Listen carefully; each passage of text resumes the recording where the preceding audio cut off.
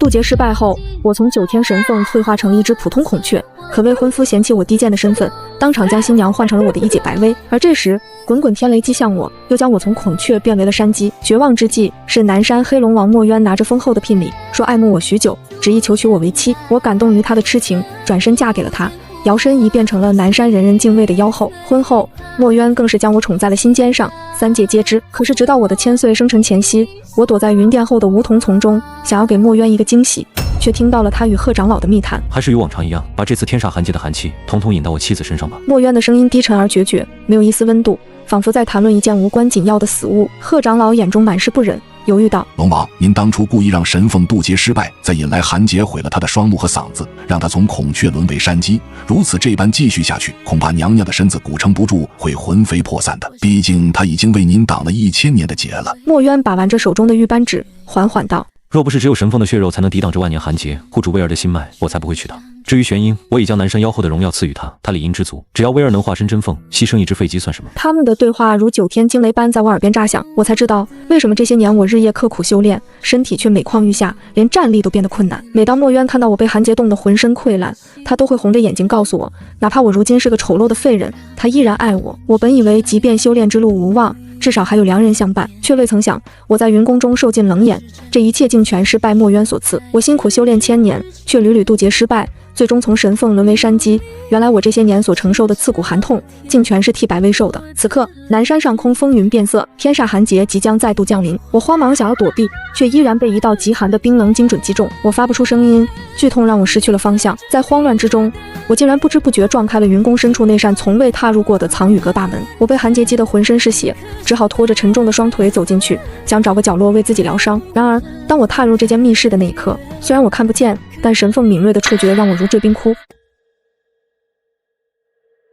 我本以为这里会是云宫珍藏顶级法宝的地方，却没想到这里竟然是一间女子的闺房。那闺房的布置与白薇的洞府如出一辙，就连我手指触碰到的床榻也是按照白薇的身形精心打造的暖玉床。更让我心寒的是，墙壁上挂满了轻薄如雾的纱幔。我颤抖着伸出手去触碰，那触感熟悉的让我想哭。那是流光凤羽衣，是我当年为了救墨渊忍痛一根根拔下的七彩凤翎。墨渊曾说我的羽毛受损太重，已经销毁了。原来它并非销毁了，而是将其炼制成了羽衣，挂在这里日夜思念着白薇。我脸上挂着血泪，空洞的眼眶凝望着这间被墨渊深藏心底的密室。良久，我惨淡一笑：墨渊，从始至终你给予我的并非美好的姻缘，而是源源不断的剔骨之痛。既然你如此狠心，我又怎能轻易屈服？咬牙处理好伤口后，我从密室走出，恰好感应到贺长老在远处渐渐消失的气息。墨渊看到我后，神色明显慌乱了一瞬，随即换上了那副深情的面孔。嫣儿，你在看什么呢？刚才又有寒劫降下，我好担心你。他挤不上前，想要抱住我摇摇欲坠的身体。我强忍着恶心与伤痛，不动声色地避开了他的怀抱，用神识传音道：我没事，渡劫被冰击一下不是很平常的事吗？墨渊认真地观察着我的神态，见我没有异样，神态逐渐镇定下来，温柔地说道：嫣儿，你总是这般倔强，我已经跟你说过了，无论你是神凤还是凡姬，我都不在乎，我只希望你能健康快乐。今天是你的千岁生辰，我会好好在家陪你。他依旧如往常般温柔体贴，可我却感觉浑身冰冷，比那天煞寒劫还要冷上3分。我麻木地任由他牵着我的手走进寝殿，悄悄给老友云海神鸟青鸾用秘术传音：听说你在天池附近建了一处可以躲避寒劫的绝佳洞府，可否借我一用？被墨渊拉进寝殿后，他并没有像往常一样急着亲近我，而是拍了拍手，命人呈上来一个精致的托盘。托盘上放着一件淡黄色的礼服，布料摸起来有些粗糙，甚至带着一股淡淡的霉味。墨渊柔声说道：嫣儿，今晚云宫要举办生辰宴，3界的妖族都会来为你庆生，这是我特意为你挑选的礼服，虽然不是什么稀罕物，但胜在素雅，很适合你现在的气质。我摸着那粗糙的布料，心中冷笑。我是神凤，即便现在落魄成了山鸡，也分辨得出好坏。这分明是下等麻雀精织的劣质羽衣，连给云宫的舞姬穿都嫌寒酸，而他竟然让我这个妖后穿着它去见3界宾客。怎么不喜欢吗？墨渊的声音冷了几分。嫣儿，你现在身子不好，不能穿太华丽的衣裳，会压不住福气。听话，换上吧。我不想在这个时候跟他起冲突，只能顺从地点了点头，在侍女的帮助下换上了那件礼服。衣服并不合身，腰身松垮，袖口太长，显然不是按照我的尺寸做的，这分明是按照白薇的身材做的旧衣服。晚宴开始，我挽着墨渊的手臂走进大殿，四周传来了窃窃私语声。这就是妖后，怎么穿得跟个乞丐似的？你看她那张脸，全是灰毛和斑点，真吓人。这衣服也太不合身了吧！龙王真是重情重义啊，娶了个瞎子废鸡还这么宠着，换作是我早就休了。我低着头，忍受着四面八方的嘲讽。就在这时，殿外传来一声高喝：白薇小姐到！大殿瞬间安静下来，紧接着爆发出阵阵惊叹声。虽然我看不见，但我能感觉到一股熟悉的气息扑面而来，那是流光凤羽的气息。白薇穿着一件流光溢彩的七色羽裙，款款走进大殿。那裙摆随着她的走动，如同彩虹般变换着色彩，美得令人窒息。那是我的，是我被墨渊骗去拔下的七彩凤翎。哇，那是传说中的流光凤羽衣吗？太美了！白薇小姐真是天生丽质，这羽衣穿在她身上，简直就像是长在她身上一样。相比之下，妖后简直就是个笑话。墨渊松开了我的手，快步迎了上去，眼中满是惊艳。威尔，你来了，这身衣服真适合你。白薇娇羞一笑，挑衅地看了我一眼，柔声道：谢谢渊哥哥，这是妹妹送给我的生日礼物呢。妹妹说她现在身子不好，穿不了这么好的衣服，所以特意让给我了，对吧，妹妹？所有人的目光都集中在我身上，我浑身颤抖，指甲深深掐进掌心。我什么时候送给他了？明明是墨渊骗我说毁掉了。墨渊转过头，皱着眉看着我，语气中带着一丝责备。伊儿，既然是你送给威尔的，怎么自己也不打扮得体面一点，穿着这么寒酸？你是故意要在这种场合丢我的脸吗？我张了张嘴，却发不出声音，心中的委屈和愤怒如潮水般涌来，几乎要将我淹没。原来他不仅把我的羽毛给了白薇，还要当众羞辱我不懂事。这一刻，我终于明白，在这个云宫里，我连呼吸都是错的。我不仅是个替身，还是个可以随意践踏的笑话。晚宴的高潮，墨渊亲自为白薇斟酒，两人谈笑风生，仿佛他们才是一对璧人。而我独自坐在角落里，面前只有一杯冷茶，偶尔有几个不知好歹的妖族过来敬酒，言语间也满是轻慢。妖后娘娘，您这身衣服真是别致啊，是今年流行的新款吗？娘娘，听说您以前是神凤，怎么现在连个鸣叫声都听不到了？我紧紧握着茶杯，指节泛白。墨渊，你真的好狠！你不仅要拔我的毛，抽我的骨，还要把我的尊严踩在脚底下，让全天下的人都来看我的笑话。深夜，宾客散去，墨渊似乎终于想起了我这个所谓的妻子，牵着我冰凉的手回到了寝殿。一进门，他便换上了一副疲惫而歉疚的神情，将我按在柔软的云榻上。伊儿，今晚委屈你了。他抚摸着我礼服上粗糙的纹路，叹了口气。我也没想到威尔会穿那件凤羽衣，你也知道他从小被娇惯坏了，不懂事，你别跟他一般见识。我避开他的触碰，心中冷笑，不懂事，明明是你亲手把我的羽毛送给了他，现在却要把责任推到一个不懂事上。墨渊见我不说话，以为我只是在闹别扭，他拍了拍手，侍女端上来一碗散发着极致寒气的汤药，那碗壁上结着厚厚的冰霜，光是靠近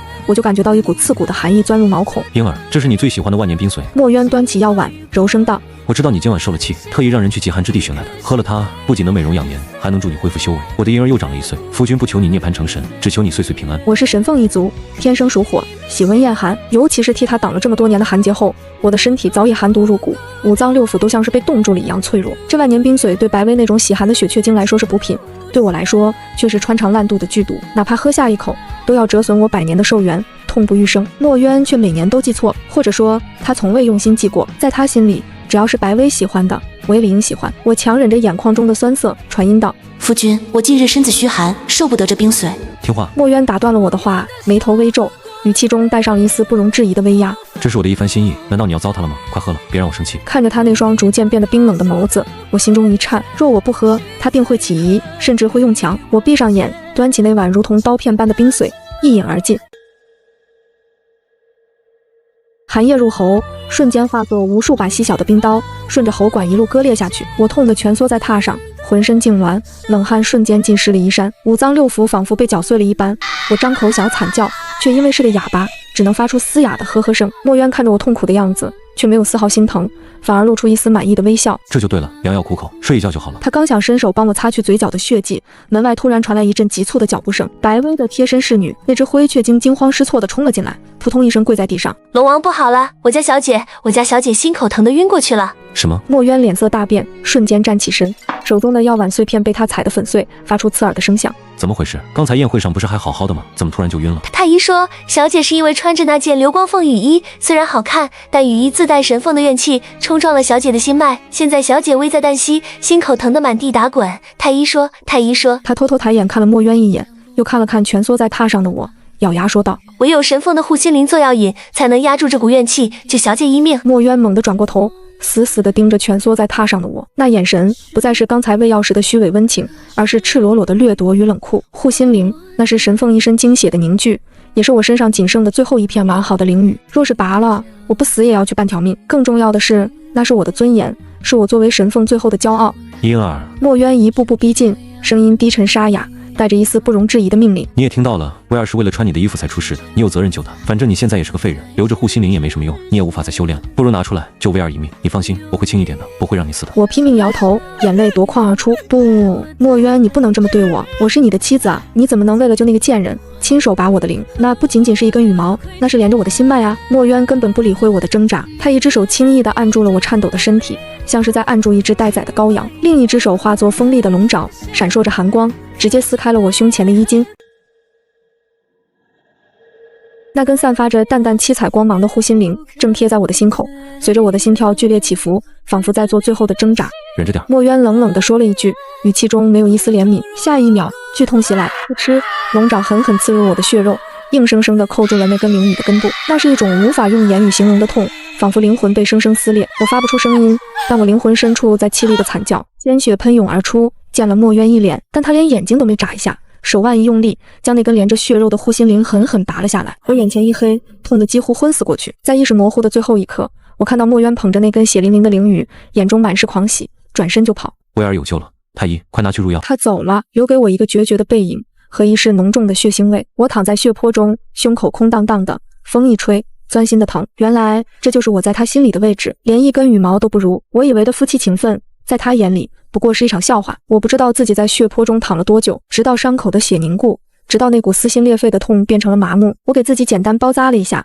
换上了一件干净的衣服，坐在窗前，看着窗外漆黑的云海，心死了，眼泪也就流干了。第二天午后，墨渊没有回来，来的人是白薇，她头上戴着一只崭新的发簪，那发簪打磨得晶莹剔透，散发着淡淡的七彩光晕，尾端还垂着流苏，我一眼就认出来了，那是我的护心灵。墨渊不仅拔了我的灵给他做药引，还把剩下的灵管部分做成了首饰，戴在了他的头上。白薇平退了左右，走到我面前，脸上带着胜利者的微笑，她伸手摸了摸头上的发簪，得意地说道：妹妹，你看渊哥哥的手艺真好，他说我的发际太素了，这根灵羽正好配我。对了，还要谢谢你的血，昨晚喝了那碗药，我的心口一点都不疼了呢。我冷冷地看着他，眼中满是恨意。白薇似乎很享受我这种愤怒却无能为力的样子，她凑到我耳边，用只有我们两个人能听到的声音，恶毒地说道：玄音，你是不是很恨我？恨我抢了你的夫君，恨我剥了你的皮，拔了你的灵。可是你知道吗？这还不是最精彩的。他顿了顿，语气变得阴森恐怖。当初爹娘对你恩爱有加，你回来后我让爹爹杀了你，可是他竟然不肯，还说以后会好好保护我们姐妹两个。我好害怕你会抢走属于我的财产，没办法，我只好亲手杀了爹娘。你知道吗？他们死前被我抽干精血的时候，竟然流着泪说他们不怪我，真是太虚伪了。哦对了，你的神凤气运也是那时候被我用秘术夺走了一半，不然你以为为什么你渡劫总是失败？轰！我的脑海中一片空白，浑身的血液仿佛瞬间逆流。杀父弑母，夺我气运，原来这一切的悲剧都是这个毒妇一手造成的。我颤抖着站起身，不知哪里来的力气，猛地扑向了白薇。我狠狠给了他一巴掌，然后死死掐住了他的脖子。虽然我是个哑巴，虽然我没有灵力，虽然我刚刚失去了护心灵，但我此刻只想杀了他，哪怕是用牙咬，也要咬断他的喉咙。救命啊！杀人了！白薇尖叫着，拼命挣扎。就在我即将捏碎他喉骨的那一刻，一道强劲的掌风突然袭来，将我狠狠推开。我重重地撞在身后的柱子上，刚结痂的胸口再次崩裂，鲜血染红了衣衫。墨渊一把抱住快要昏厥的白薇，目光复杂且愤怒地看着我，吼道：玄音，你疯了吗？威尔刚从鬼门关回来，你竟然想要杀他，你怎么变得如此恶毒？我张了张嘴，想要辩解，想要告诉他真相，可是我是个哑巴，我只能发出啊的嘶哑声，手指颤抖地指着白薇，血泪从眼眶中涌出。墨渊根本没有耐心看我的比划，他见白薇脖子上那道红痕，又看到他头上歪斜的发簪，眼中的心疼瞬间化为了对我的厌恶。他抬手一挥，一道极寒的蓝光瞬间笼罩了我。我惊恐地发现我的身体动不了了，那是南山龙族的禁忌秘术万年霜寒术，寒冰顺着我的脚踝迅速向上蔓延，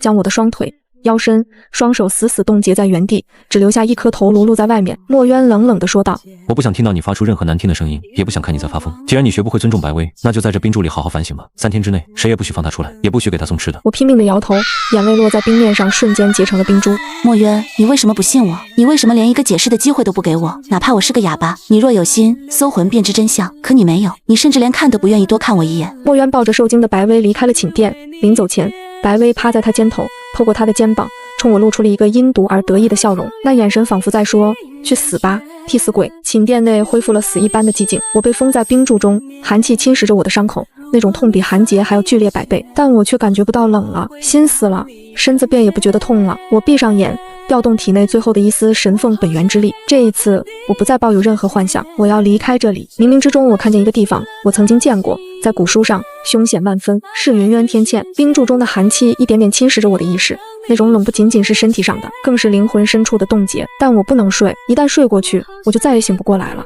这千年的仇恨也将随着我的死亡而烟消云散。我必须趁着墨渊去陪白薇的时间，彻底逃离这个地狱。我用力咬破舌尖，剧痛让我涣散的瞳孔重新聚焦。我看着将我死死困住的万年霜寒，眼中闪过一丝决绝。墨渊以为封住了我的灵力，我就无法逃脱，但他忘了，神凤一族最强大的从来不是灵力，而是那一身流淌着上古神性的精血，那是足以涅槃重生的火焰之源。以此残躯染血为饮。我在心中默念着禁忌的咒语，我开始燃烧心头那最后一滴神凤精血，那是我的本源，一旦耗尽，我将彻底变成凡人，甚至灰飞烟灭。但此刻，这是我唯一能动用的力量，也是我为了自由必须付出的代价。我张口喷出一大口鲜血，那血落在洁白的冰面上，竟然没有结冰，而是像有生命一般诡异地蠕动起来。这是神凤一族的秘术，血傀儡。只有在濒死之际，以心头血为引，才能制造出一个与本体气息一模一样的假身，维持3个时辰不散。随着血液的流失，我的脸色惨白如纸，身体摇摇欲坠，但我强撑着一口气，看着那滩血水逐渐升高凝固，最终化作了另一个我。那个血傀儡代替我被封在冰柱中，他的眉眼、神态，甚至那绝望空洞的眼神，都与我一般无二。哪怕是墨渊亲自来查，只要不动手触碰，也绝对发现不了端倪。再见了，玄音。我对着那个替身惨淡一笑，那是对过去的告别。冰柱裂开一道缝隙，我踉跄着爬了出来，每走一步，脚下都留下一个血脚印。我走到书桌前，颤抖着手，用手指沾着伤口流出的鲜血，在一块洁白的绢布上写下了那封早已在心中酝酿千百遍的休书。墨渊，杀父弑母之仇，夺骨换命之恨，我不报此仇，誓不入轮回。你我夫妻缘尽，今日我死，便是你噩梦的开始。做完这一切，我将绢布压在砚台下，最后看了一眼这个囚禁了我千年的牢笼，没有留恋，只有解脱。我拖着残破的身躯，避开巡逻的妖兵，一步步走向了云宫的后门。有一种奇异的力量引领着我通往南山的禁地云渊天堑。一路上，我躲在梧桐树后，看着那些曾经对我趾高气扬的妖族侍女们谈笑风生，讨论着白薇的新发簪有多漂亮。我紧紧捂着胸口的伤，心中冷笑，笑吧，很快你们就笑不出来了。终于，我站在了天堑边缘，脚下是狂暴的罡风漩涡，发出震耳欲聋的咆哮声，仿佛一张择人而噬的巨口，能吞噬世间万物。那是所有飞禽走兽的禁区，也是我唯一的生路。狂风卷起我的长发，伤口再次崩裂，鲜血滴入深渊，瞬间被云雾吞没。我闭上眼，没有一丝犹豫，纵身一跃，失重感袭来，紧接着是被罡风撕裂的剧痛，无数道锋刃割在我的皮肤上，仿佛要将我千刀万剐。然而，当那厚重的云层将我彻底吞没时，我并没有感觉到身体被撕碎，相反，一股来自血脉深处的悸动突然涌上心头，那是一种古老、温暖，仿佛母亲怀抱般的召唤。孩子，你终于回来了！一道飘渺的声音在脑海中响起，我胸口那道被拔去护心灵的伤口，竟然泛起了淡淡的金光，护住了我的心脉。意识消散前，我看到深渊底部竟然有一扇巨大的、刻满上古符文的青铜门，正缓缓向我打开。当我再次醒来时，并没有身处地狱，耳边没有罡风的怒吼，也没有寒结的冰冷，取而代之的是鸟语花香和浓郁的几乎化作雾气的灵气。我茫然地坐起身，发现自己正躺在一片柔软的灵草地上，身上的伤口竟然全部愈合了，连那被寒结毁掉的嗓子似乎也能发出声音了。这是哪里？我试探着开口，声音虽然沙哑，却是久违的人声，清脆悦耳。这里是神凤秘境万鸟的起源之地。一道苍老而慈祥的声音传来，我转头看去，只见一位白发苍苍、身穿青袍的老者正站在不远处，目光灼灼地看着我。他看到我醒来，竟然激动地扑通一声跪在地上，老泪纵横。老朽松鹤在此守候了整整3万年，终于等到了真正的神女降临。我被这一幕惊呆了，下意识地想要扶起她。老人家，你认错了吧？我只是一只被踢了骨的废鸡，连飞都不会，怎么可能是神女？老者摇摇头，神色肃穆，眼中闪烁着狂热的光芒。不，孩子，你不是废鸡，你是万年难遇的天命神女。你所经历的剔骨失明背叛，皆是你成神前的情劫与身劫。那云渊天堑的罡风名为涅槃风，只有拥有神凤血脉的人才能毫发无伤地通过，并开启这扇青铜门。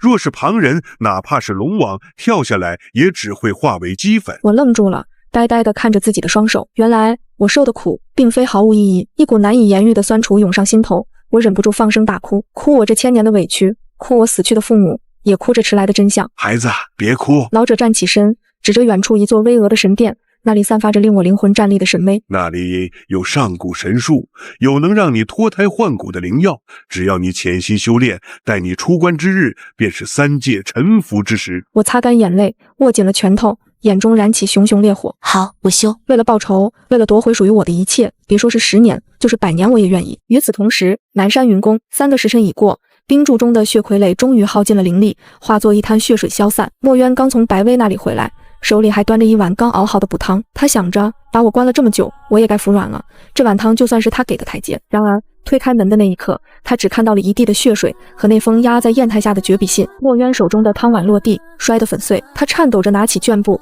看着上面字字泣血的控诉，整个人如同被雷劈中。跳天堑，他跳天堑了？不可能，他那么怕疼，怎么敢去跳天堑？墨渊疯了一样冲向云渊天堑，连鞋子跑掉了都不知道。此时的天堑罡风已经平息，只剩下死寂的云海。他在崖边发疯的寻找，最后在峭壁的枯枝上找到了一截被风暴卷上来的断骨，那是充满裂痕、焦黑的一小截，上面残留着浓郁的神风气息，还有被寒结侵蚀的痕迹。阿音，墨渊捧着那截断骨，跪在深渊边，发出了撕心裂肺的哀嚎，那声音凄厉的让整个南山都为之震颤。直到这一刻，看着那冰冷的断骨，他才终于明白，那个无论怎么被伤害都默默忍受的玄音，真的不要他了。可是，一切都太晚了，他亲手逼死了最爱他的人。秘境之中，无岁月流逝，却有蚀骨之痛与无尽的试炼。守护长老告诉我，要想重塑神女金身，必须先剔除体内残留的凡胎浊气和那1000年来积累的寒毒。那过程比墨渊把我的灵还要痛上1000倍。第1年，我泡在翻滚的岩浆火池中，看着自己那层布满灰斑的鸡皮一点点脱落，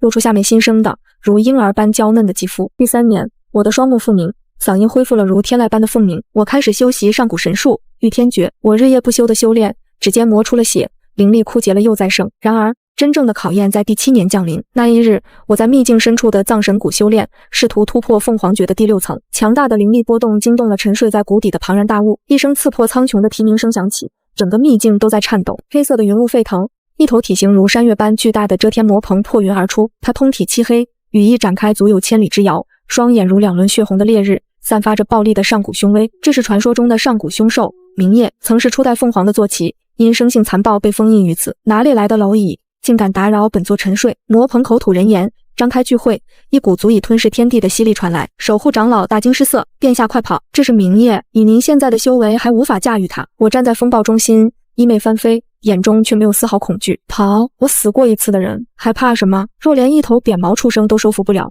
我谈何复仇？谈何统御3界？孽畜，休得放肆！我厉喝一声，不退反进。我双手结印，调动体内刚刚凝聚的神凤之力，御天诀震。一道金色的光柱从我掌心射出，狠狠撞击在魔鹏的头颅上。魔鹏被打得偏过头去，却更加激怒了他。找死！他猛地煽动巨翼，掀起万丈罡风，带着毁天灭地的力量向我拍来。我身形如电，在罡风中穿梭。我没有选择硬碰硬，而是祭出了神凤一族最强的武器凤鸣。我闭上眼，启程轻笑，那是失传已久的凤凰安魂曲。空灵神圣的笑声穿透了狂暴的罡风，直击魔鹏的灵魂深处，每一个音符都化作金色的火焰符文，如同锁链一般缠绕在魔鹏身上。这声音，不要唱了！魔鹏痛苦地翻滚着，他引以为傲的力量在凤鸣中迅速消散，暴力的血眸逐渐变得清明。这声音中蕴含着来自血脉的绝对压制，那是刻在他灵魂深处的对凤凰的臣服。臣服或者死。我睁开眼，瞳孔中金光流转，宛如神明降世。我一步步踏云而行，走到魔鹏巨大的头颅前，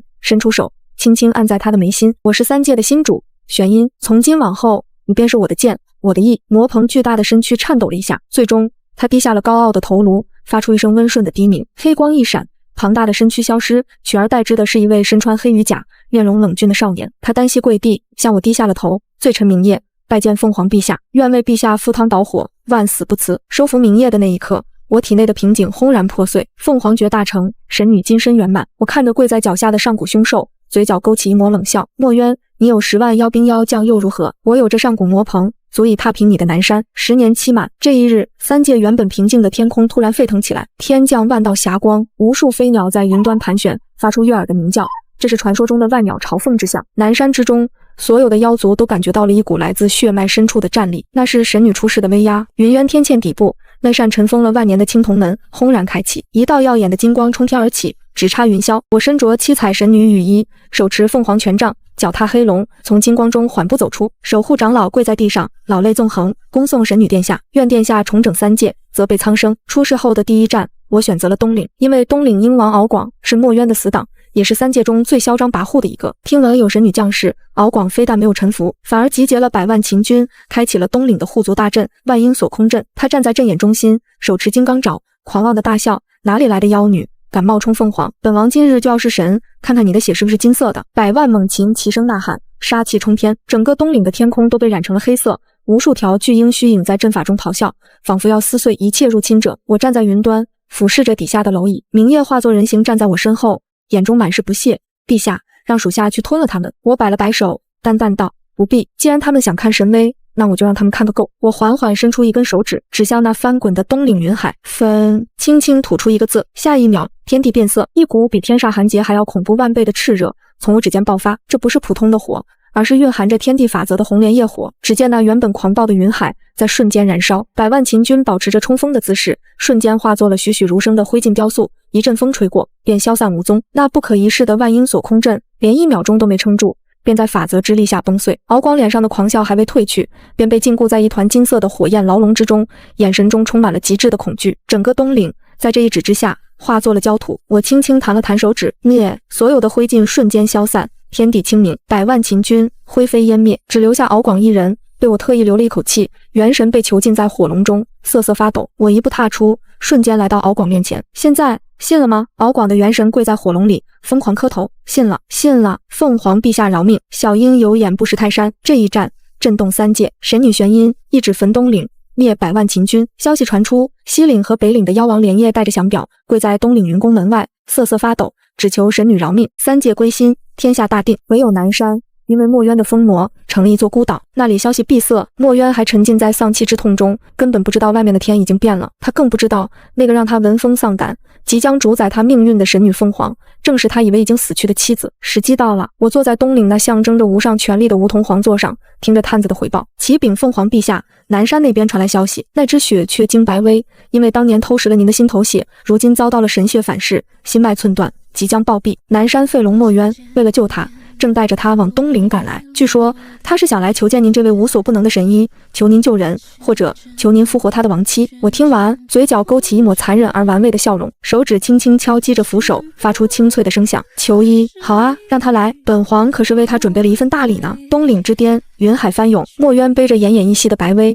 站在通往东岭云宫的必经之路上。这13年来，他为了寻找复活我的方法，早已耗尽了龙元。如今的他虽然还挂着龙王的名头，却虚弱的连个普通妖族都不如，满头白发在风中凌乱，曾经不可一世的南山龙王，如今看起来就像个落魄的乞丐。渊哥哥，我好疼！白薇趴在他背上，声音微弱如游丝，神血反噬的痛苦让他那张原本清秀的脸变得扭曲狰狞，皮肤下仿佛有无数条小虫子在钻动，那是神血在排斥他这个卑劣的容器。别怕，墨渊喘着粗气，声音沙哑，听说这位凤凰是神女转世，无所不能，只要见到她，你就有救了。我也能问问他能不能复活样。他并不爱白薇，甚至恨不得他死，但他不能让他死，因为白薇的心脏里流淌着当年我被拔去的那半颗心头血，那是这世上仅存的属于我的气息。他留着白薇，就像留着一个活着的容器，一个寄托他对我的思念的怪物。就在他们即将踏入云宫地界时，一道黑色的身影拦住了去路。那是一个身穿黑羽甲、面容冷峻的少年，身上散发着令人心悸的凶煞之气，正是我的坐骑魔鹏明夜。他奉命在此迎客，实则是为了给这2位贵客第一道下马威。站住！明夜冷冷的开口，声音如雷霆炸响。凤凰陛下有令，闲杂人等不得入内。墨渊连忙放下白薇，拱手作揖，姿态卑微到了极点。这位小兄弟，我是南山龙王墨渊，特来求见凤凰陛下，救命之恩必有重谢。明夜上下打量了他一眼，眼中满是不屑。南山龙王，哦，就是那个死了老婆还要养着杀妻仇人的废物。墨渊脸色一白，却不敢发作，只能忍气吞声，请小兄弟通融一下。这时趴在地上的白薇却忍不住了，他虽然痛得要死，但那骨子刻在骨子里的傲慢却改不了。他看着明夜那身普通的黑甲，以为他只是个看门的侍卫，便尖叫道：你个看门狗，你知道我们是谁吗？渊哥哥可是龙王，我是未来的龙后，你敢拦我们？信不信渊哥哥让你脑袋搬家？明夜笑了，那是嗜血的冷笑。看门狗。他缓缓走向白薇，身上的威压毫无保留地释放出来，那是上古凶兽的威压，比龙王还要恐怖100倍。白薇只觉得一座大山压了下来，浑身的骨头都在咔咔作响，他惨叫一声，整个人被压得趴在地上，像只死蛤蟆。更丢人的是，在这股恐怖的威压下，他竟然失禁了，一股腥臭的液体流了出来，染湿了他的裙摆。你身上有股令人作呕的腥味。明夜捂着鼻子，嫌恶地说道，偷来的血终究是臭的。渊哥哥，救我！白薇哭得涕泗横流，哪里还有半点嚣张的样子。墨渊看着这一幕，心中虽然也觉得白薇丢人，但毕竟还要靠她活着。他咬了咬牙，扑通一声跪在明夜面前，神受大人息怒，内子不懂事，冲撞了大人，求大人高抬贵手。说着，他按着白薇的头，狠狠地磕在地上，快给大人道歉。白薇被按得满嘴是泥，哭着喊道：“对不起，我不该骂您，我是狗，我是狗。”明夜这才收回威压，冷哼一声：“若不是陛下留着你们还有用，我现在就脱了你们，滚进去吧！”墨渊如蒙大赦，背起一身屎尿臭味的白薇，狼狈不堪地向云宫爬去。这一巴掌打掉了他们最后的尊严。过了明夜这一关，并不代表就能见到我。云宫大门前，一位身穿金甲的贺江早已等候多时。凤凰陛下有令，凡求医者，须过3道试炼，以示诚心。墨渊擦了擦额头的汗水，请问是何试炼？贺江指着那长达9900级的云梯。第一关，一步一叩首。不过在此之前，听说南山龙王带了一件至宝，想要献给陛下。墨渊一愣，随即点了点头。他从怀里小心翼翼地掏出一个锦盒，锦盒打开，里面躺着一截焦黑断裂的灰色骨头，那是他这13年来视若生命的宝贝，我的遗骨。他以为这节蕴含着神凤气息的骨头足以证明他对亡妻的深情，也足以打动那位传说中的神女。这是亡妻玄音的遗骨。墨渊捧着锦盒，眼中满是深情与痛苦。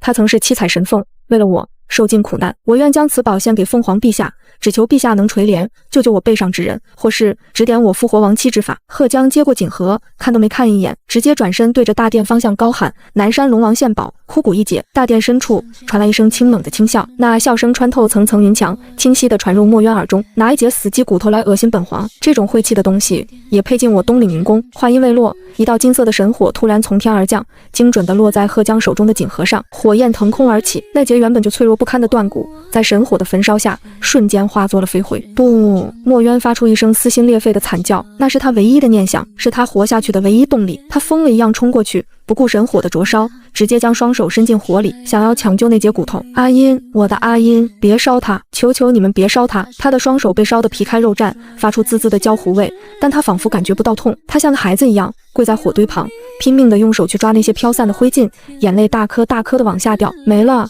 全没了。阿音，我对不起你，我连你的骨头都护不住。他哭得肝肠寸断，闻者伤心，听者落泪。然而大殿内的我看着水晶中这一幕，脸上却没有一丝动容，只有无尽的快意。墨渊，这就受不了了。你当初把我的心践踏在脚下的时候，可曾想过我有多痛？你拿着一截假骨头演了13年的深情，如今我亲手烧了它，就是要告诉你，你的深情在我眼里一文不值。哭够了吗？贺江冷冷地看着他，哭够了就开始试炼吧。第一关，一步一叩首，若是做不到就滚回去。墨渊颤抖着从地上爬起来，看着那一地的灰烬，眼中最后的一丝光亮也熄灭了。他像个行尸走肉一般背起白薇，重重地跪了下去，额头磕在坚硬的白玉台阶上，鲜血瞬间染红了地面。南山罪人墨渊领罚一步一叩首，血染长街。而这仅仅是开始，通天街上血迹斑斑。墨渊背着白薇一步一叩首，从日出到日落，再到星辰漫天。他的膝盖早已磨烂，露出了森森白骨，他的额头血肉模糊，鲜血顺着脸颊流进眼睛里，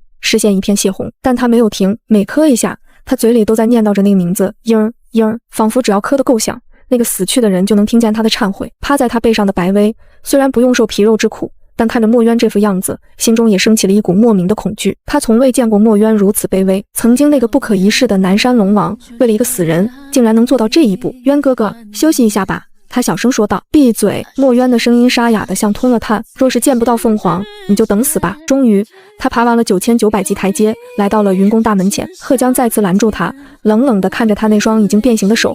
第二关，自断一指，以痛赎罪。墨渊惨笑一声，没有丝毫犹豫。他抽出腰间的匕首，寒光一闪，左手小指被齐根切断，鲜血喷涌而出，溅在了白玉地板上，触目惊心。他连哼都没哼一声，只是颤抖着将那截断指呈上。够了吗？贺将看着他那副人不人鬼不鬼的样子，眼中闪过一丝不忍，但还是按照凤凰的旨意继续说道。第三关，献出龙珠。此言一出，墨渊身后的白薇吓得尖叫起来。不要，渊哥哥，没了龙珠你会变成凡人的，你会死的。那我怎么办？龙珠是龙族的本源，一旦失去，不仅修为尽失，还会迅速衰老，沦为废人。墨渊却像是听到了什么解脱的话语，他转头看了白薇一眼，眼中没有爱意，只有无尽的疲惫和厌恶。若不是为了留着婴儿的那点血脉，你以为我会救你？说完，他张开嘴，运用最后一点灵力，逼出了那颗已经暗淡无光的本命龙珠。那颗龙珠悬浮在空中，散发着微弱的蓝光，上面布满了裂痕，那是这13年来思念成疾留下的伤痕。拿去吧。墨渊闭上眼，任由龙珠飞向河江，只要能让我见他一面，只要能救活婴儿，这条命拿去又何妨？随着龙珠离体，墨渊原本乌黑的眉毛瞬间变白，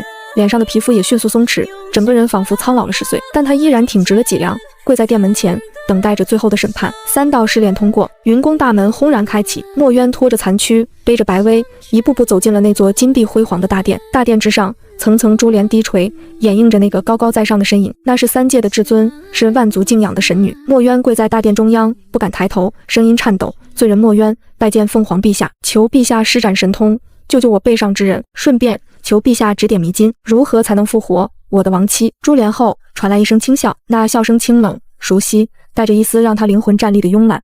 复活亡妻，墨渊，你既然这么想见他，为何不抬起头来看他？墨渊浑身一僵，这个声音哪怕过了13年，哪怕成了神，他也绝不会听错，那是他午夜梦回哭喊了1000万遍的声音。他猛地抬头，死死盯着那晃动的珠帘，一只纤细白皙的手缓缓挑开珠帘。我身着七彩神女黄袍，头戴梧桐皇冠，从高台上缓步走下，我的容颜绝世，神光流转，比13年前那个瞎眼哑巴的山鸡美了何止1000万倍，但那眉眼间的冷漠却如出一辙。墨渊眼眶瞬间红了，泪水混合着血水夺眶而出，他甚至忘记了身上的剧痛，连滚带爬地向前挪了几步，伸出血肉模糊的手想要去触碰我的裙摆。真的是你没死，太好了，真的太好了，我就知道上天不会这么残忍。然而他的手还未触碰到那流光的凤羽，便被一道无形的火墙狠狠弹开。我居高临下地看着他，眼中没有一丝波澜，仿佛在看一只蝼蚁。南山龙王，请自重，本皇名慧玄音，乃神女转世。你的婴儿不是早就被你逼得跳了天堑，尸骨无存了吗？一旁的白薇此时也看清了我的脸，她吓得魂飞魄散，原本就因反噬而痛苦的脸更加扭曲。不可能，你是鬼，你明明是一只瞎了眼的废鸡，你怎么可能变成凤凰？这是幻术。渊哥哥，快杀了这个妖孽，他是来索命的。我目光一转，落在了白薇身上，那一瞬间，眼中的杀意如实质般涌出，整个大殿的温度瞬间降至冰点。白薇，好久不见，听说你快死了，也是，偷来的血终究是要还的。13年前，你抽我精血，夺我气运，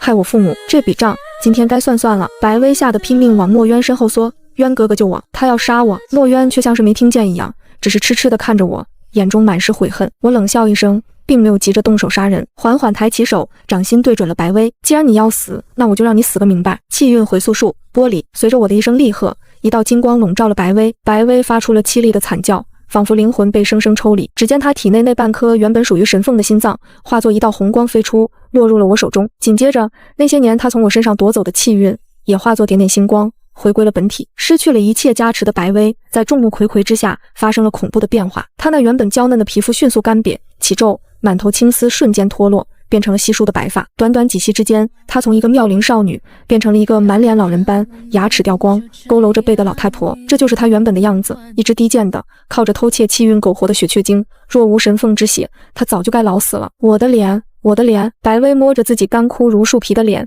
发出了绝望的嘶吼。墨渊看着这一幕，眼中没有一丝怜悯，只有深深的厌恶。原来他护在手心里这么多年的美人，剥去画皮后，竟是这般丑陋不堪的怪物。怎么样，墨渊？我把玩着手中回归的气运，嘴角勾起一抹残忍的笑意。这就是你为了他不惜把我凌辱，毁我容貌也要救的人。现在看来，你们还真是般配啊！白薇看着自己干枯如树皮的手，发出了绝望的尖叫。她试图抓住墨渊的衣角求救，却被墨渊像躲避瘟疫一样避开了。渊哥哥，救我！我是薇儿啊！他声音嘶哑难听，如同破风箱。墨渊冷冷地看着他，眼中只有厌恶。别叫我，看着你这副样子，我只觉得恶心。我看着这一幕，眼中闪过一丝快意。好了，闹剧该结束了。缓缓抬起手，掌心凝聚起一道毁天灭地的金色神火。白薇，杀父弑母，夺我气运，害我致残。今日本皇便要将你抽筋扒皮，祭奠我父母在天之灵。话音未落，我手掌一翻，一道足以撕裂虚空的火刃，带着刺耳的破空声，直逼白薇的眉心。这一击若是中了，白薇必将神魂俱灭，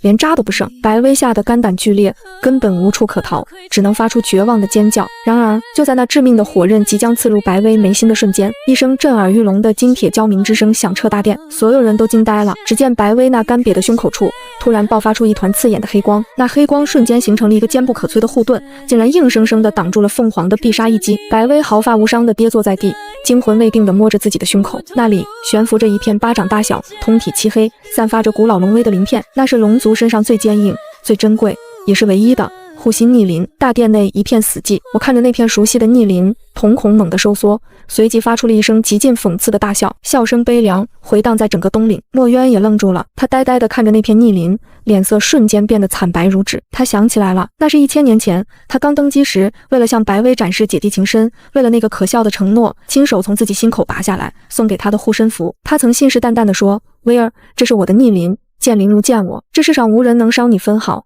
哪怕是我自己，也破不开这逆鳞的防御。”如今，他口口声声说爱我，说要任由我处置白薇，可是当我真的动手时，却是他自己的逆鳞替仇人挡下了这致命一击，是他自己亲手把刀递给了仇人，又亲手给仇人穿上了最强的铠甲。不是这样的。墨渊慌了，彻底慌了，他疯了一样冲过去，想要抢夺那片逆鳞，声音嘶哑的不成样子：“燕儿，你听我解释，我忘了，我真的忘了这东西在他身上，我现在就毁了他，我现在就毁了他。”白薇却死死抓住那片逆鳞，像是抓住了救命稻草，原本绝望的脸上露出了癫狂的笑容。“玄音，你杀不了我，这是渊哥哥的逆鳞，只要我不给，谁也拿不走，我是不死的，我是不死的，就算你是神女又怎样，你也破不开龙王的逆鳞。”我收敛了笑意，眼中的悲凉瞬间化为决绝的杀意，看着墨渊那副狼狈不堪，试图抢夺逆鳞却被结界弹开的样子，只觉得无比可笑。不死！我冷哼一声，周身神光大盛，身后浮现出一尊巨大的七彩神凤法相。墨渊，你以为一片破鳞片就能拦得住神女之怒？今日我便让你看看什么是真正的天威！我猛地腾空而起，满头青丝狂舞，不再保留，体内的神凤血脉与神女之心彻底燃烧。给我碎！没有用任何花哨的法术，而是直接伸出一根手指，带着毁天灭地的力量，狠狠地点在了那片漆黑的逆鳞之上。那是玉石俱焚的打法，一声清脆的碎裂声清晰地传入了每一个人的耳中。那片号称3界最坚硬，连神兵利器都无法留下痕迹的黑龙逆鳞，在神女的含恨一指下，如玻璃般寸寸皲裂，最终化为齑粉。与此同时，墨渊猛地喷出一大口心头血，整个人萎靡倒地。逆鳞与本体相连，逆鳞碎，龙王残。但他根本顾不上自己的伤势，只是瞪大了眼睛，看着那漫天飘散的黑色粉末，眼中满是绝望。失去了逆鳞庇护的白薇，笑容凝固在脸上，变成了极致的惊恐。下一秒，我的手毫无阻碍地穿透了他的胸膛，一颗鲜活跳动的心脏被我硬生生地掏了出来。那颗心脏上还缠绕着一丝淡淡的七彩血线，那是当年我被骗走的半颗心头血。这颗心本来就是我的。我面无表情地看着白薇，眼神冰冷。既然你这么喜欢偷别人的东西，那我就让你尝尝失去一切的滋味。不要！白薇发出微弱的哀求，我手指用力一捏，心脏爆裂，白薇连惨叫都来不及发出，身体便化作了一滩腥臭的血水，彻底消散在天地间，连灵魂都被神威震碎，永不超生。大殿内鸦雀无声，所有人都屏住了呼吸，看着那位高高在上的神女，眼中满是敬畏。只有墨渊趴在地上，大口大口地吐着血，鲜血染红了他身下的白玉地板。他失去了龙珠，碎了逆鳞，断了手指，如今已是个废人。我嫌恶地甩掉手上的血迹，一步步走到墨渊面前，居高临下地看着他，眼神比看一只蝼蚁还要冷漠。墨渊，白薇死了，接下来该算算我们之间的账了。墨渊艰难地爬起来，跪在我脚边，卑微地去拉我的裙角，手指颤抖得厉害。英儿，逆鳞碎了，我的报应来了，只要你能消气，你要我的命都可以，求求你别赶我走，让我留在你身边赎罪，好不好？哪怕是做个扫地的奴仆，哪怕是做条看门的狗，只要能每天看到你，我就心满意足了。赎罪！我冷笑一声，手指点在他的眉心。你也配？一道幽光闪过，墨渊只觉得脑海中一阵剧痛，紧接着无数原本属于白薇的记忆碎片涌入他的脑海。那是搜魂术，他看到了白薇是如何在他背后嘲笑他是傻子，看到了白薇是如何亲手杀害了我的父母，还嫁祸给山匪，看到了那1000年来我在冰狱中是如何一次次被冻得皮开肉绽，却还要看着他和白薇恩爱，看到了他在拔去我护心灵的那一晚，我躺在血泊中绝望的眼神。所有的真相如同一把把利刃，将墨渊的心凌迟了千百遍。墨渊抱着头在地上疯狂打滚，发出了绝望的哀嚎。原来他才是那个最大的刽子手，是他亲手把最爱的人推向了地狱，是他亲手把杀父仇人捧在手心护了1000年。错的离谱，错的无可救药，杀了我，燕儿，求你杀了我！墨渊痛哭流涕，一心求死，活着对他来说已经是最大的酷刑。我收回手，淡淡道：杀了你，那太便宜你了。我要你活着，带着这份记忆，带着这无尽的悔恨，长长久久地活下去。我要你亲眼看着，没有你，我会过得有多好。说完，我抬手一挥，一股吸力传来，墨渊体内最后一丝属于神凤赠予的龙珠之力被生生抽离。墨渊瞬间变得苍老无比，满头黑发刹那间变得雪白，脸上爬满了皱纹。他彻底失去了龙王的神格，成了一条连普通妖族都不如的废龙。来人，将这醉龙拖下去！我的声音传遍三界，将他永生永世囚禁在南山天堑旁，不得踏出半步。遵命！2名金甲神将上前，像拖死狗一样拖起了墨渊。墨渊没有反抗，他只是死死地盯着高台上那个光芒万丈的身影，直到大门重重关上，隔绝了他最后的一丝光亮。我冷眼看着墨渊被像死狗一样拖到了南山云渊天堑旁，这里寒风凛冽，罡风如刀，曾是我为了逃离他而绝望跳下去的地方。如今我亲手将这里变成了他的囚笼，看守的神将依照我的旨意设下结界后便离开了，只留他一人面对这无尽的孤寂与黑暗。透过水镜，我看着他的一举一动。起初墨渊只是呆呆地坐着，但很快他就疯了。他披头散发，双目赤红，整日对着虚空的云海嘶吼，或是对着空气温柔低语，那副模样令我感到既可笑又恶心。婴儿，你冷不冷？夫君给你暖暖。婴儿，别躲了，我知道你没死，你出来见见我好不好？她是我的妻子，她是爱我的，你们谁也不能把她抢走。她的执念太深，怨气太重，隔着水镜，我都能感受到那股浓稠的化不开的悔恨与不甘，竟慢慢渗透进了天堑深处的封印之地。呼！一阵阴冷的黑风从深渊底部卷起，伴随着令人牙酸的低语声，在墨渊耳边回荡。你想回到过去吗？我看到墨渊浑身一震，猛地抬起头，死死盯着那团从地底钻出的黑雾。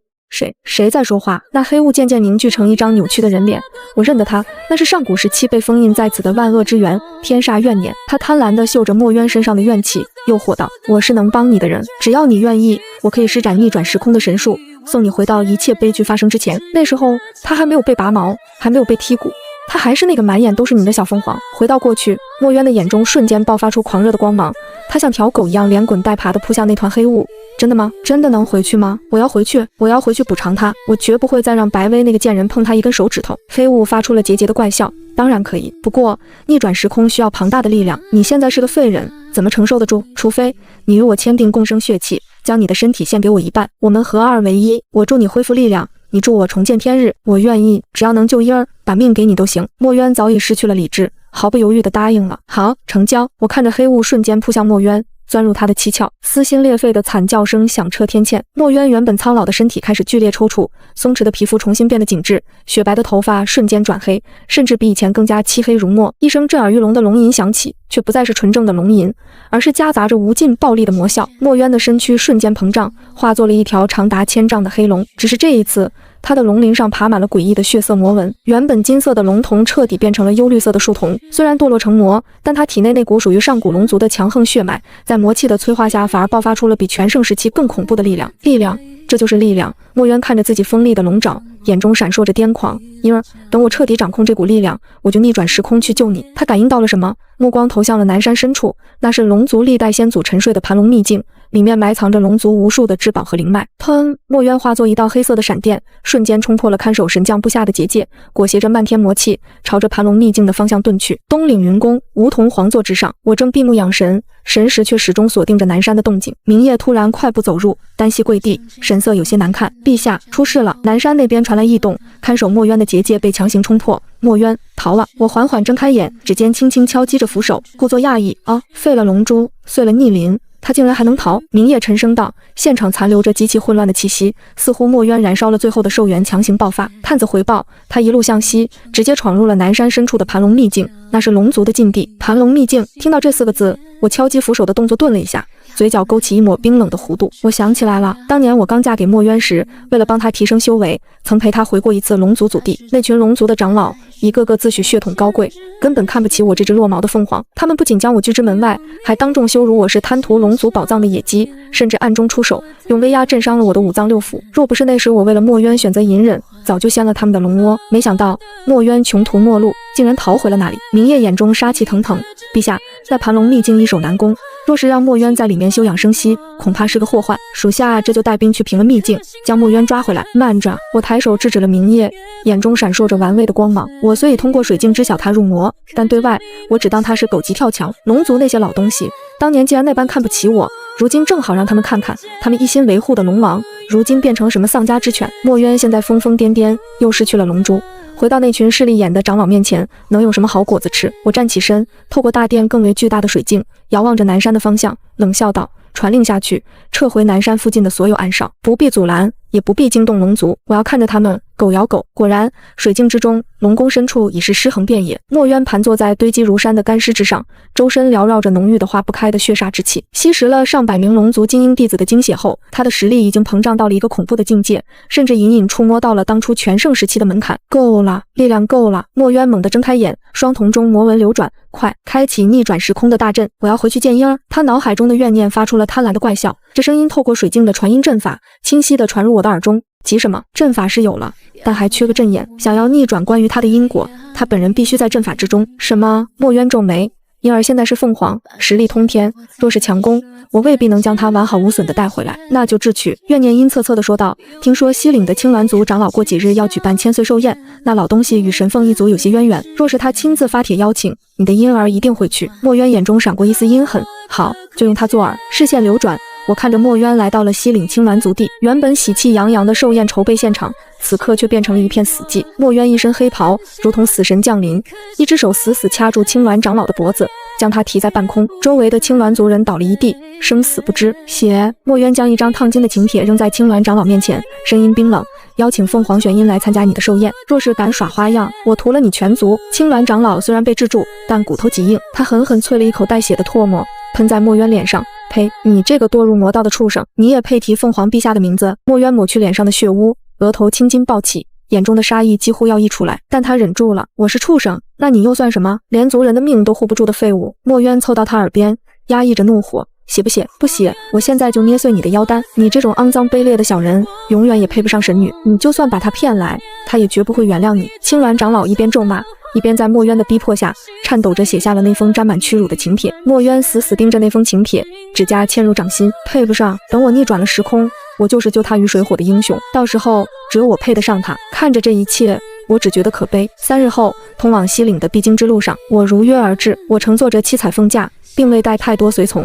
既然他想演戏，我便给足了青鸾长老面子，也给足了墨渊机会。然而，就在凤驾行至一处峡谷时，天地变色，四面八方突然升起12根巨大的血色光柱，一个早已布置好的上古困阵瞬间启动，将我连人带车死死锁在其中。怎么回事？凤驾内的侍女惊慌失措，还没等他们反应，漫天的黑雾便如饿狼般扑了下来，无视了凤驾的防御，直接钻入车内，缠绕在我的身上。我顺势发出了一声痛苦的闷哼，配合着这场演出。躲在暗处的墨渊看到这一幕，心脏猛地一缩。他透过阵法清晰地看到那黑雾并不是在传送，而是在疯狂地撕扯我的神魂，像是在进食。我的脸色在法术伪装下惨白如纸，原本强大的神力在魔阵中表现得无法施展，整个人在痛苦中颤抖。住手，快住手！墨渊慌了，对着脑海中的怨念大吼：你在干什么？不是逆转时空吗？为什么他在流失生命力？你会害死他的！闭嘴！怨念的声音变得狰狞而狂热，不经历痛苦怎么能涅槃？这是逆转时空的代价，只要吸干了这一世的他，打破现在的因果，我们就能回到过去。可是他好痛，他在喊痛啊！墨渊看着水镜中我那张扭曲的脸，心如刀绞，下意识想要撤去阵法。墨渊，怨念厉声喝道：你现在停手，他就会知道是你干的。依他的性子，他会把你千刀万剐，你永远也别想再得到他。难道你想让他以后嫁给别人吗？忍一忍，只要忍过这一时，等阵法大成，他就会完好无损地回到你怀里，做那个只爱你一个人的傻孔雀。墨渊伸出去的手僵在了半空。是啊，如果现在停下，我就真的完了，这是唯一的希望了。他看着阵法中痛苦挣扎的我，眼中闪过一丝明知被骗却不愿醒来的疯狂。对不起，婴儿，对不起，你忍一忍，很快就好了。等回到了过去，我一定把命都不给你。他颤抖着收回了手，转过身去，不再看那残忍的一幕。哪怕他心里清楚，那魔族怨念大概率是在骗他，是在吃人，但他还是选择了助纣为虐。峡谷之中，风声鹤唳，墨渊背对着那令人心碎的惨叫声，身体止不住的颤抖。他在等那个怨念告诉他，时空已经逆转，一切都回到了原点。然而身后的惨叫声却突然戛然而止，取而代之的是我一声极尽轻蔑的冷笑。墨渊，这就是你所谓的爱吗？看着我受刑，你似乎很享受。墨渊猛地回过头，瞳孔瞬间地震，只见那原本应该在魔阵中痛苦挣扎的我，此刻正端坐在凤驾之上，毫发无伤。我嘴角的鲜血早已消失，取而代之的是一抹掌控全局的淡笑。那些原本如饿狼般撕咬我的黑雾，此刻竟温顺地被我踩在脚下，如同丧家之犬。你没事？这怎么可能？墨渊惊骇欲绝，这可是上古魔阵。上古魔阵！我缓缓站起身，拂了拂衣袖上的尘埃。早在青鸾族地出现那股令人作呕的魔气时，我就闻到了你身上那股腐烂的味道，龙气与魔气混杂。你以为你能瞒天过海？收到请帖的那一刻，我就知道是个局，但我还是来了。我手中结出一个繁复的金印，那正是我在神凤秘境中求教守护长老松鹤专门针对这是神怨念炼制的上古秘术姐姐印。松鹤长老告诉我，这怨念本就是为了针对神女而生，但她也是个可怜虫，若无实体依附，根本活不过3日。看来是你用龙族的精血把她养大的吧？为了引她入瓮，我不入阵，如何能开启这姐姐印？说罢，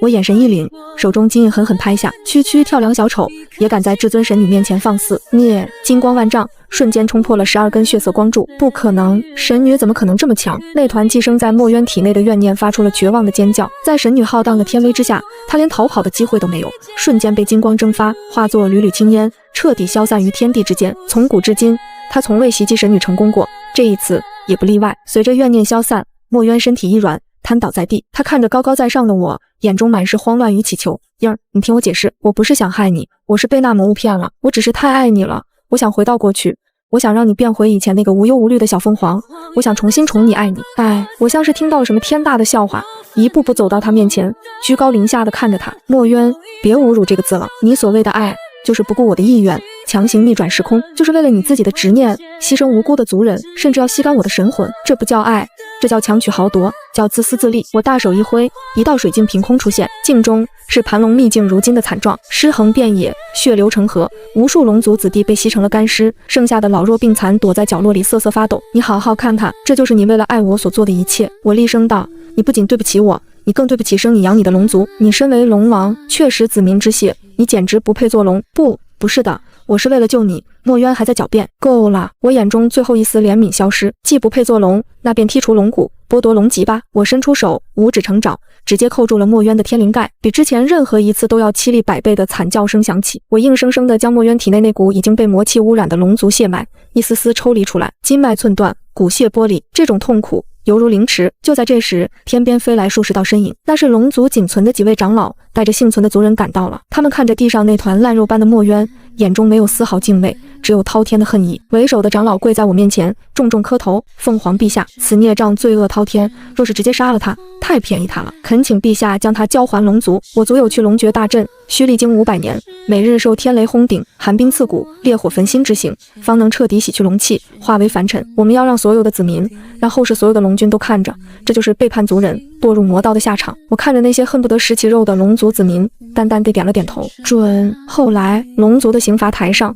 多了一个疯子，他被锁链穿透了琵琶骨，日夜遭受着非人的酷刑。天雷劈下时，他皮开肉绽；寒冰冻结时，他浑身僵硬；烈火焚烧时，他滋滋作响，但他似乎感觉不到痛，他只是痴痴地望着东岭的方向，嘴里不停地念叨着：我是龙族君主，我是南山的王，神女是我的妻子，她最爱我了，子民们都爱戴我，我是个好王。燕儿，你什么时候来接我回家啊？我把衣服洗干净了。路过的龙族孩童会捡起石头砸他，唾弃他，他却只会傻笑，把那些石头当成是妻子送的礼物，紧紧抱在怀里。500年的刑罚，他终究没能熬过去。仅仅过了100年，在一个风雪交加的夜晚，墨渊死了。他死的时候，身体蜷缩成一团，怀里还抱着一块冰冷的石头，嘴角挂着一抹诡异而幸福的微笑，仿佛在梦里，他真的回到了过去，回到了那个他还是意气风发的龙王，而那只骄傲的小孔雀正满眼爱意地依偎在他怀里，黄粱一梦。墨渊死的那一年，南山的雪下得特别大，但我并没有去在意那个疯子的死讯，因为我正在做一件更为重要的事情。3界众生只知道我那一战诛灭了魔邪，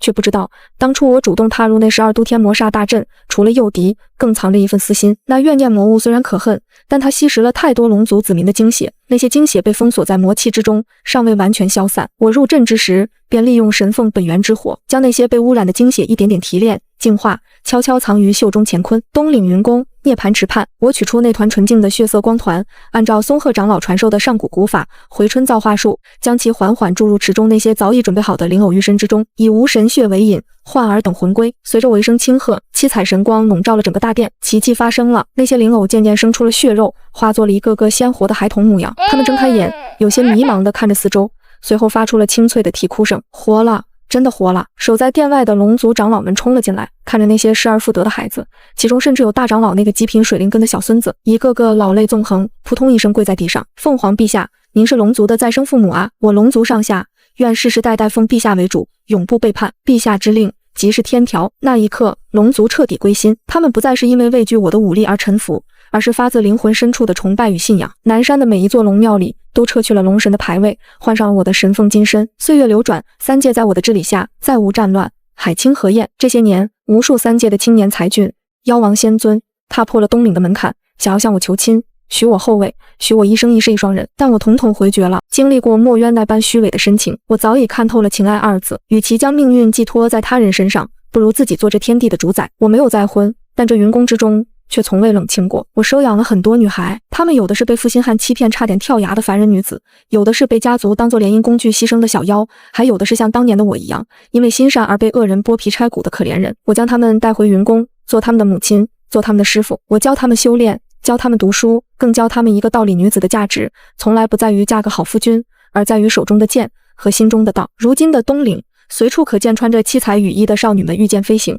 她们自信张扬明媚，再无人敢欺辱她们半分。娘亲，娘亲！一个小糯米团子跌跌撞撞地跑过来，扑进我怀里。她是我前些年在人间捡到的一个弃婴，如今已长得粉雕玉琢。娘亲，你看，我学会了浴火术。她掌心腾起一朵小小的金色火焰，满脸求表扬的神情。我笑着摸了摸她的头，好，我们家小九真棒。看着她纯真的笑脸，再看看大殿外那些正在切磋修行的女儿们，以及这繁花似锦的太平盛世，一股前所未有的暖流涌上心头。这就是我要的生活，没有勾心斗角，没有虚情假意，只有守护与传承。我站起身，走到云宫的露台上，迎着浩荡的长风，俯瞰着这片臣服于我的三界。风中似乎传来了墨渊死前那悔恨的呢喃，但在我耳中早已轻如鸿毛，激不起半点涟漪。我玄音终究是活成了自己最想要的样子，自由、强大且幸福。